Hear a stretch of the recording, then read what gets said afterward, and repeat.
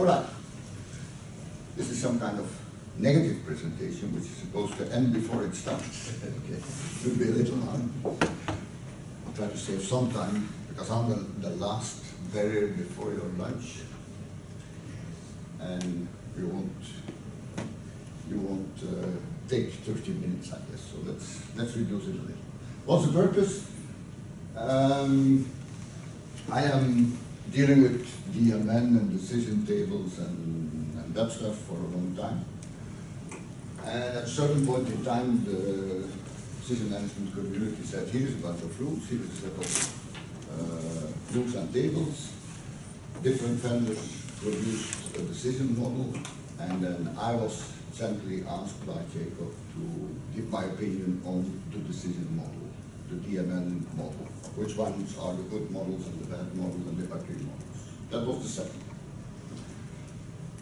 So the problem was like this, so the statement was like this. I'm from a university, by the way, in Belgium, dealing with processes and rules and decisions and the combinations of these things.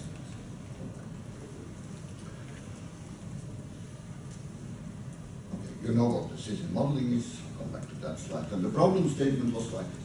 A very simple example, dealing with the number of holidays you can, or you should get as an employee.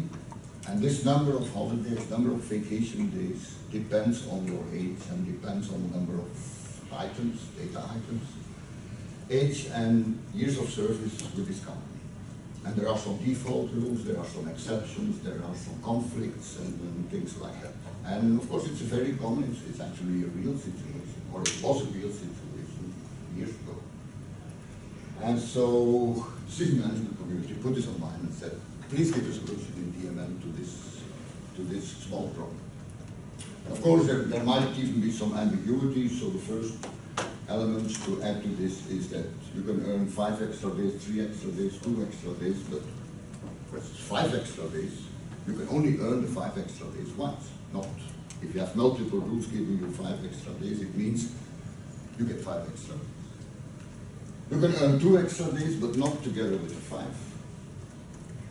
And you have a certain age and you have years of service, but if you are 18, you cannot have 30 years of service. That's semantics, of course. So 2 or 3 nodes to start from. Given these nodes, this was the problem. And you build some kind of DMN model. First, of course, all these DMN models by the different vendors looked a little similar and followed DMN conventions more or less.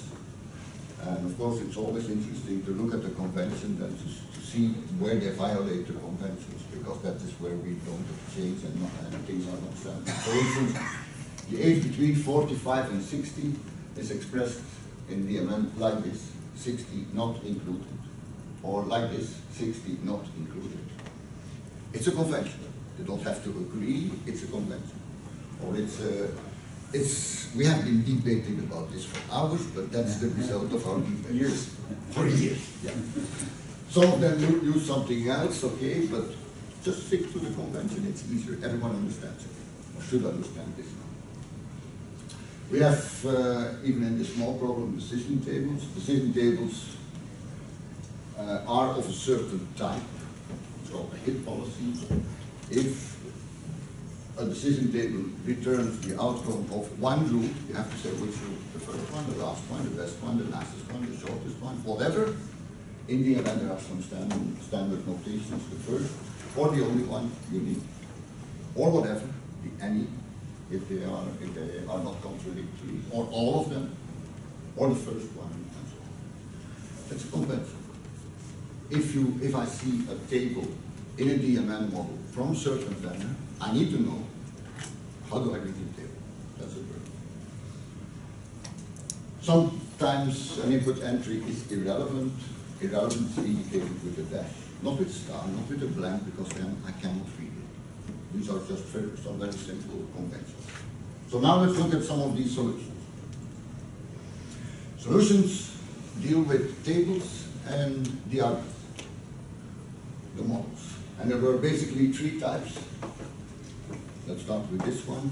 One big decision, decide about the number of vacation days, dates with 2 inputs, the age and years of service, and all the rules are in this one model and one big date. I don't judge this as good or bad, I just observe that that's one typical solution. Another solution, which is rather similar, is we have one decision to decide the total number of days. First we decided that, but not first, because the DMN doesn't have first.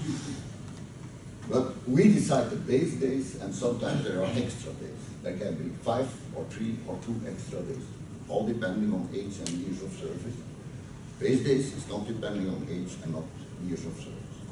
And a slight variation, you have base days and extra days can be this and this and this. So some of this logic can already be in the model, and see the base and the extra days, or you put everything in one big table like this. That's the type of solutions we have seen. Let me show you some of them. I didn't put the name of the vendors. You might be embarrassed or you might be happy to see the vendor, but it doesn't matter too much. So a typical solution, everything in one table. These are the rules, you should read them as rows. And this is a typical table where you have to go through all of the rules, and in the end you know the result. So the first rule says everyone will get 22 days. And these guys will get 5 days. And these guys will get 5 days. So you have to make sure that no one obeys these 2 rules, because then you get 5 days twice. And then you get 3 days, and then you get 2 days, and you have to be sure that if you have, say, I don't remember, the 5 days, you cannot get to 2 days, and so on. Well, we know that they're not in the United States. Why? Way too many vacation days. It's European. It's European. So what do you observe here? You can do everything in one table. You have to go over all the rules that apply. It's a little cumbersome. And you have to make sure that the rules take care of the non-overlap or the exclusive days. So there's a little work in producing the rules. You have to make sure that no one does this and this and this, because you might not have 5 plus 3 plus 2 days. Here is actually the same. Now it looks a little different. Still DMN, although I would have liked to see what type of table this is, because this is a multiple hit table. Multiple rules can fire.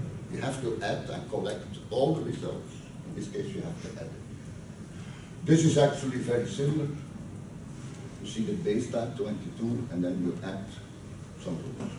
Multiple rules can fire. That's why it's called a multiple hit table. That's one solution of 2 similar solutions.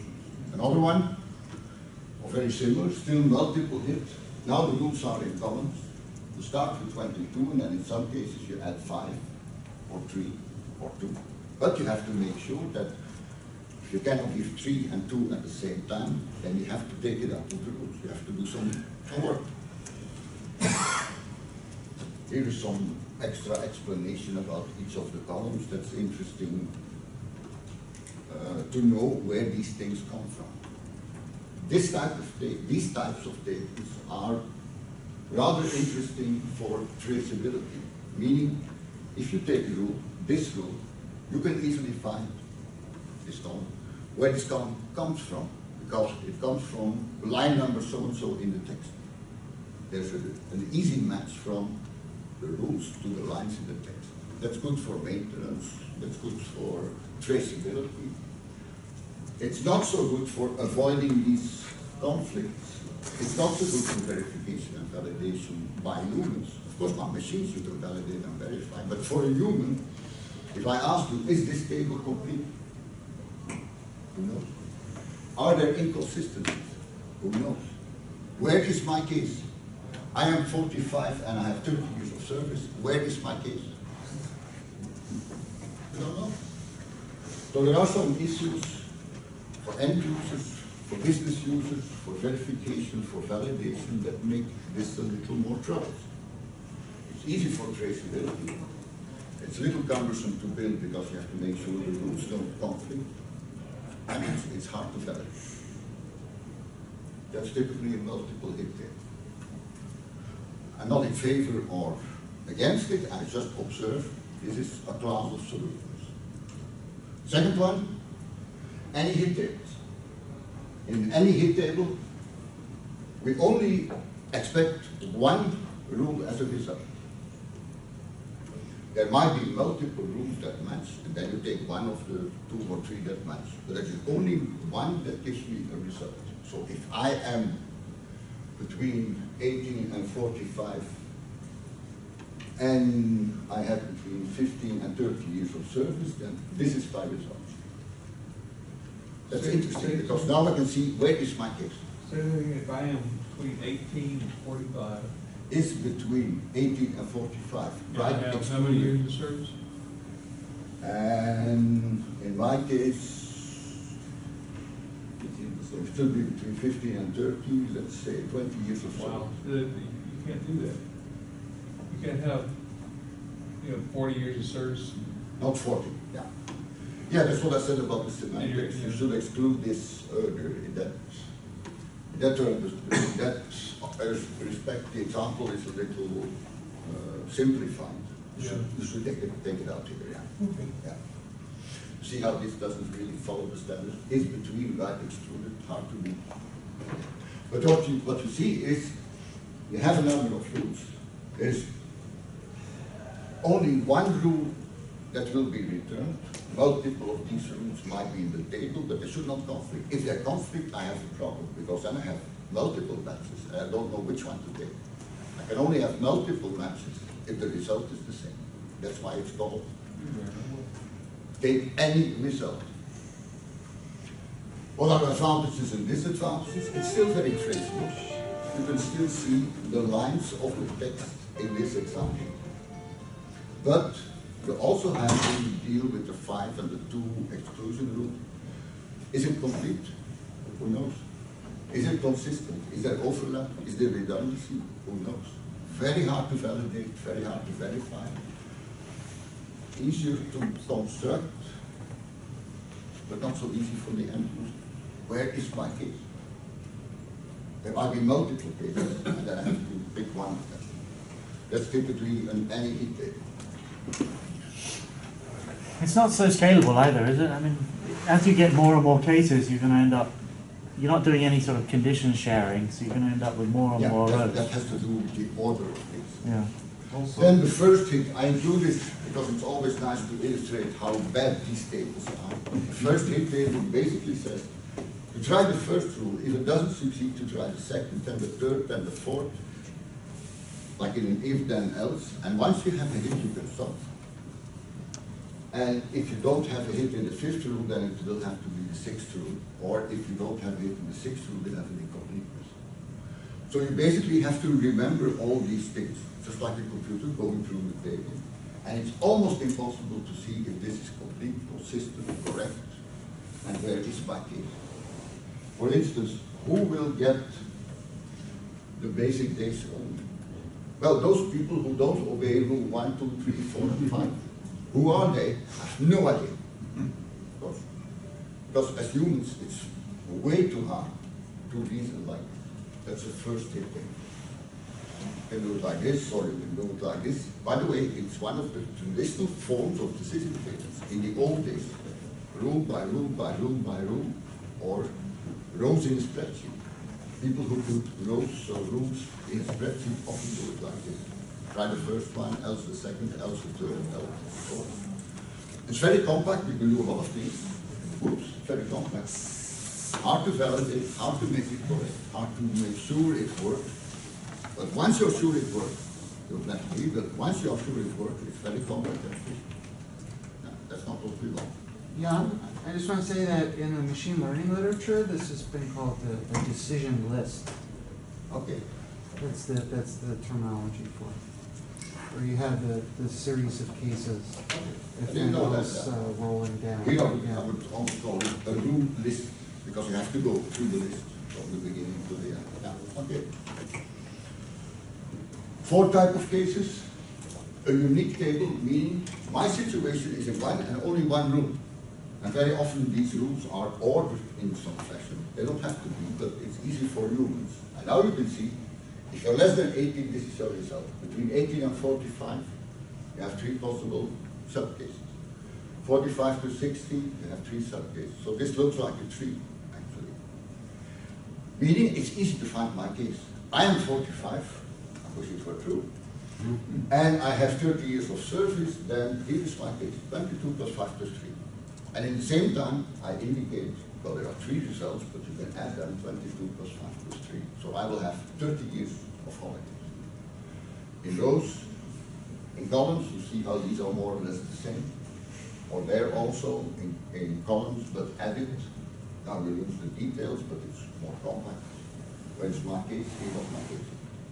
It's easy for the business user. It's easy for explanation. It's easy for the customer. I have these and these and these answers. What do I get and why? Well, this is what you get, and this is why. Traceability is okay, but you still have to document that the 22 comes from this paragraph and the 2 from that paragraph, so you have to document it somewhere. So here you show the result. You don't show the steps. You show the final result. Also, do we have problems, maintenance problems? If you change 45 to 44, you have to do that. Yeah, unless you automate this.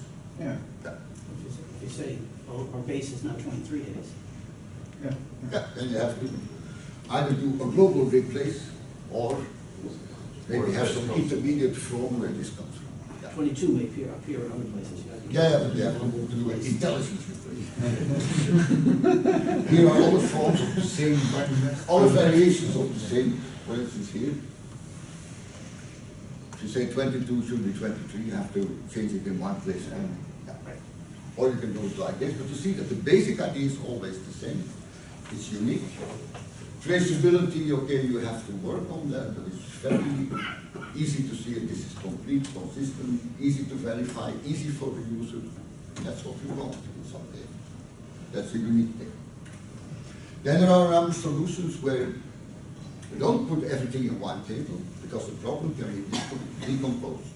So the slide is a little strange, but what it actually says is the decision on vacation days depends on the base days and the extra days. So maybe this example is a little easier to see than the picture. So the decision depends on the base days, which is 22, always. So there is no separate table. And then in some cases we add 5 or 3 or 2, and these are separate decisions. When do you add 5? Well, in these and these and these cases. When do you add 3? In these and these cases. So these are snippets of knowledge about 5 days, 2 days, 3 days, and then you have the general part that says when do you combine these things. And the exclusion rules is, for instance, here. If you are not eligible for 5 days, but you are eligible for 2 days, then you can have 2 days, but you cannot have 5 and 2 together. So that's just a way to split these exclusion rules and these assignment rules. This is actually more or less the same. See the same, the 5 false and the 2 true. That's the corresponding table. You see the visual differences between these tables. It's very important if I see this table or this table to know what type of table it is. First hit, last hit. Last hit doesn't exist in DMN. Multiple hits, unique hit, I want to know, otherwise I read this table in a totally different way. Because here it says, in any case, this is true, or in a certain case, this is true. There's only one rule. Is the table complete? If not, what is the default value? Did these solutions assert that they were DMN? Or was that part of the requirement of this exercise? Or just a decision table? No, I think it is. I'm not sure. Did we ask them to be DMN? No, the idea was just use, but this is a problem definition. Use everybody. So people provide didn't you a necessarily claim they were decision, DMN. and Yeah. so there were pure decisions, DMN based, provided by Gary, somebody, Right. different vendors. It was 19 different solutions, and But all of them who provided solutions are now DMN vendors. I think. So it's important to state that we should stick to the standard. Otherwise, And you see how few of them do. You did at this time. Yeah. So if we do, for example, today, we will be much more compliant with Yeah, there are- DMN, this new version. So, A lot has happened in 6 months. It was a nice, I think the case, nice, with 3 sub-decisions. When do you get 5, when 3, when 2? And then the top decision, which is not a decision table, but an intent statement. If you are entitled to 5 days, then you get 5. If you're entitled to 3, you get 3, and else you get 0, and so on. So you can do a number of these things. Still business friendly. What is the advantage? Very simple, very clean. What is the disadvantage? Just like in all these subdivided cases. Where is my case? I'm 45, I have 30 years of service. Where am I? Explain the user, where are you? Well, you have to explain the user an if-then-else statement with the table. Some users don't. And this one has the default output, Yeah. which is really good. Some users don't understand if-then. Okay, just an observation. It's traceable, it's simple, and so on. And then there were some, oh yeah, this is about your, see how in this DMN example you have a number of observations, a boxed expression with the if-then-else. The hit indicator is there. The underlying value false is the default output. We go back 1 second to show this. Okay. That's DMN.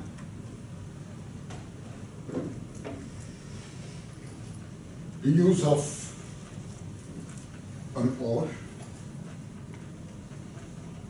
as a comma, an expression to calculate the total days and so on. So in DMN you can use some of these things, and you can see in this slides are online, so you can read it a little more fine. And then there were some other results, just some interesting results.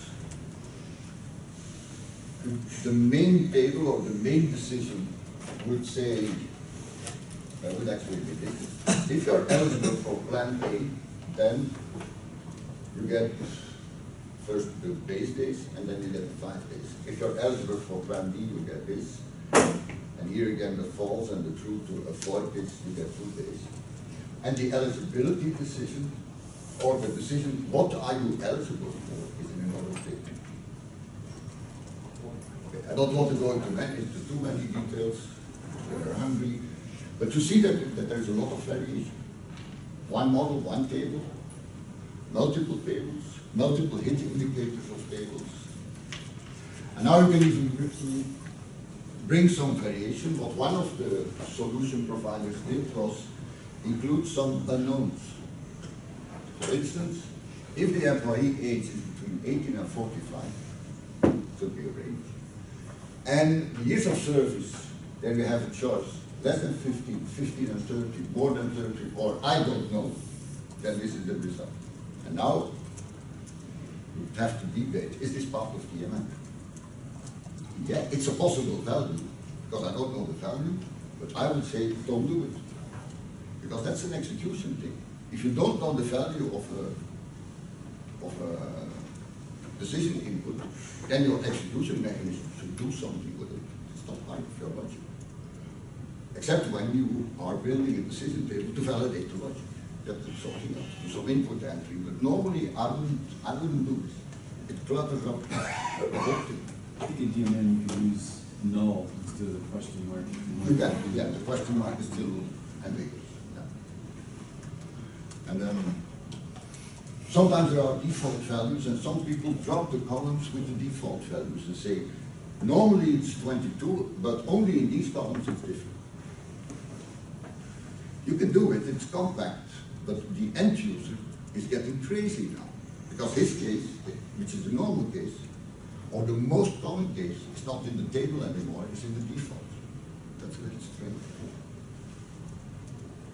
So it's an incomplete solution, and all the missing columns follow the default. How do you know if the solution is correct? Because it's complete by definition. If you're not here, you're in the default. Yeah. How can you check it? And some people want to be very compact and say, I only want 4 columns. And then they introduce questions like this. If the employee years of service is more than 15 and the years of service is less than 30, or the age is more than 45, then no one will understand this. Not even the design. If you understand it today, 2 hours later, you don't understand it anymore. Don't do it. I mean, if your conditions aren't independent, it makes it very difficult makes to it check very for, completeness and consistency. So compactness is not the ultimate goal. Compactness is nice to have if everything is correct and consistent and maintainable. Then you can think about compactness. But starting with compactness is not the perfect solution. So what do I observe from all these solutions? There are 3 different types of solutions, and actually we want to do a little more than make a decision. Because the basic idea was, I have John Doe, he's 50, has 30 years of service, how much does he get? That was the original question. But actually we want to do much more. For instance, we want to know who gets the 2 days from a validation point of view, from a business point of view. Which type of people get 2 days? Or are there some strange assignments? By the way, you've seen 20 tables by now. Did you notice anything strange in any of the tables? From a business point of view? I did.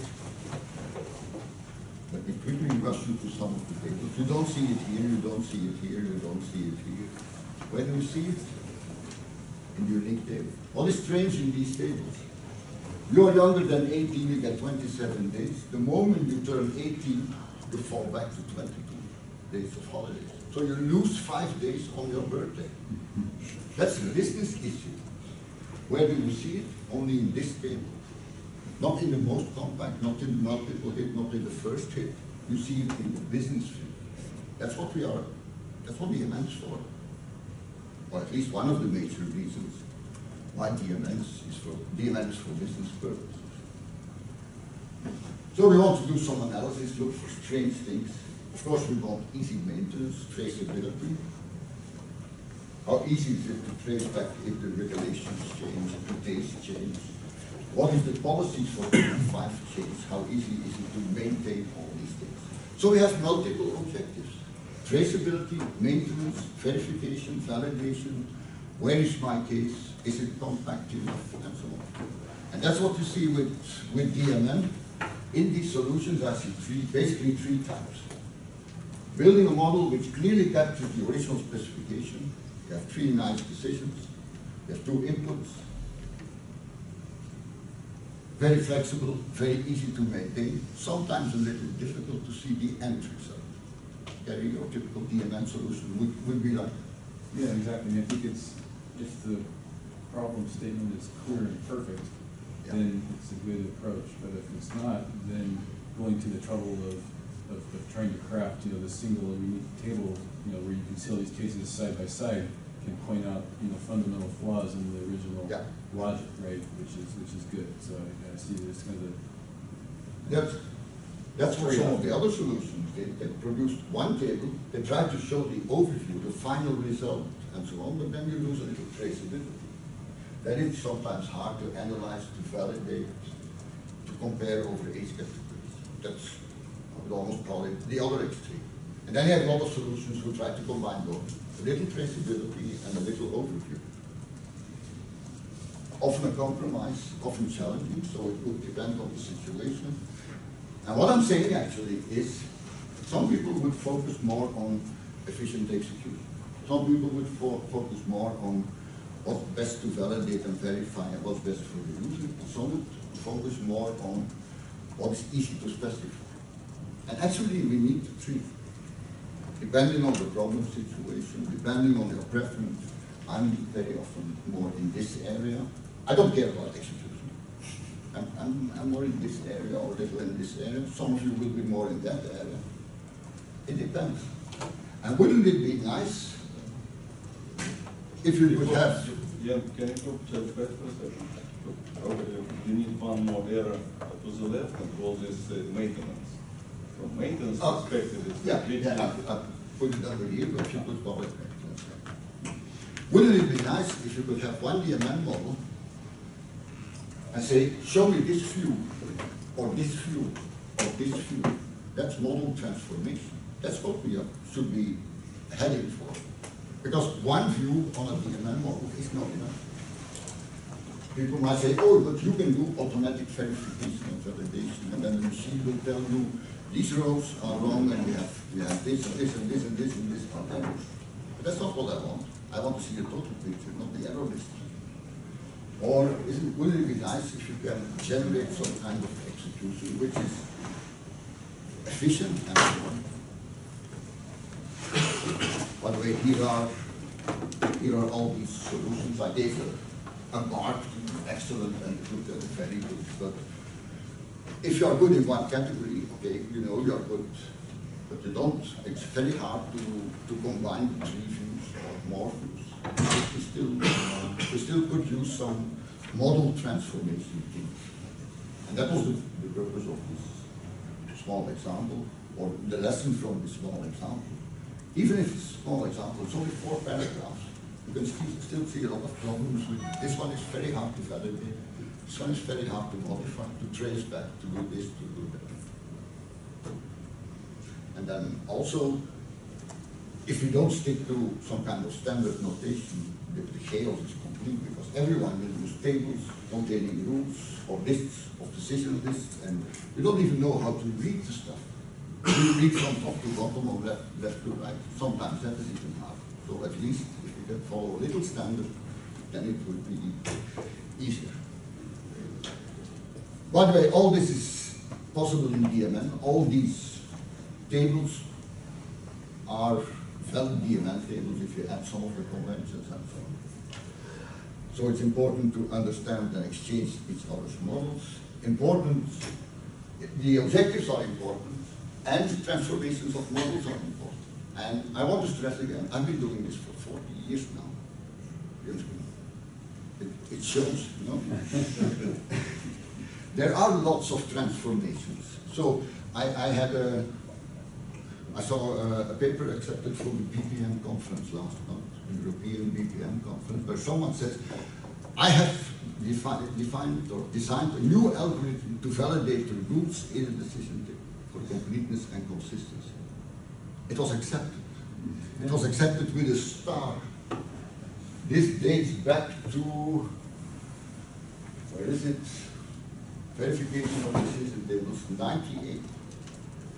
This whole problem was solved in 98 or earlier, not for one table, but for an entire model.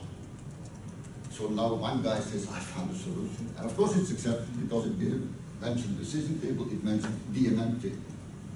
And all the reviewers thought, wow, this is a great decision. So there's a lot of history about transformations to quote about normalization, factoring, splitting up, verification, binding rules, converting, and newer things, what Alan was talking about, how to combine decisions and processes, how to make this mix and this shift. There's a lot of literature. It's not only my literature, there's a lot of literature. So do the effort and go to these things. And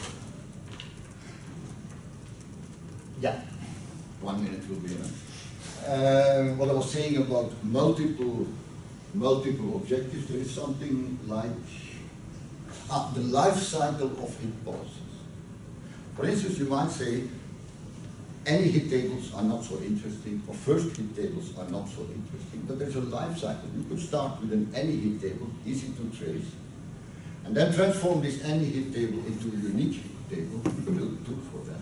And then transform your unique table into a more compact table, which is efficient to execute. If you have the correct tool set, and we are waiting for these tools, you can have multiple views on the same table. You can even have multiple tables in the same DMN model, where you say this is variation A, B, and C of the same logic. The logic need not be one table, it can be multiple tables. That could be an interesting model transformation aspect. All right. So there are more decisions than the basic big decision. John Doe is 50, has 30 years of service. We want to answer other questions. If you are interested in which other questions, you should go to the challenge at 3 or 3:20 in the other room, because we have a decision challenge where we or a challenge, a RuleML challenge, where we couple the DMN model to an execution in a logic engine, where you can answer all these questions without programming any word. The DMN is the model, the execution engine takes the model and answers these questions. What if I do this? A what-if question, an optimization question, a change, optimization maximum or minimum, or incomplete data, missing data. The execution thing in DMN is not DMN itself. You can model it in DMN, and then the execution engines will solve these questions. All right. If you have any questions, I'll go to lunch with you. But I won't be here too long because my flight is Okay, any busy. questions? I just want to make one quick note. Every time when you ask a question, what if or how many days I will get under these conditions, it's not necessarily you assume people, or me as a human. I believe decision model should be smart enough to answer this question based on these rules. Tomorrow I will demonstrate some elements of this. Yeah. And so, 2 o'clock we have a common meeting over there for keynote about natural language and reasoning. Then we convene here at 3 o'clock.